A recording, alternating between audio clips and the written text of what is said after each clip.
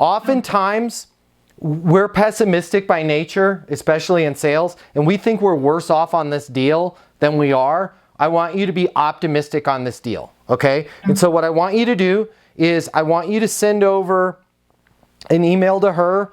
Hey, this sounds great. Looking forward to move forward. Here's my review of the current situation, capabilities needed, and next steps. So that's the first thing. And I can get you a copy of this recording if you'd like. But then what I want you to do, current situation, the revenue in the office is down, right? Money's, all that stuff. Capabilities needed. List those bullet points of what you can do, right? Next steps. You wanted assurances that the costs will not go up, right? Based on my understanding of your situation, this is a perfect fit for you.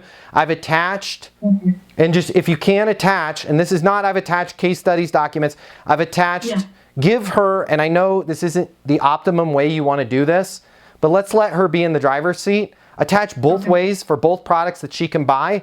Worst case, if she buys the one that is less than what you wanted to sell her, you can upsell her. But she's kind of screaming at you like, hey, I want to do business with you. Let's not make it hard for her to do business with us.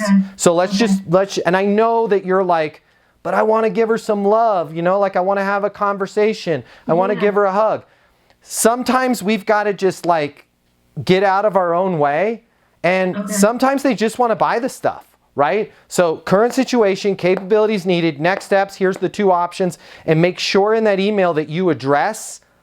And if she sent you in an email her verbatim, copy and paste her verbatim.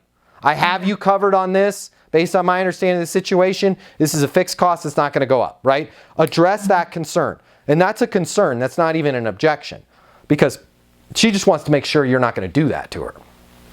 So you're going to address that. And then send over the two things. Because guess what? That's a win-win for you. She's either going to sign one of those. If it's not ideally what you wanted, fine, we'll upsell her, right?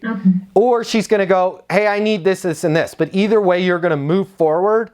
She can't ignore that, right?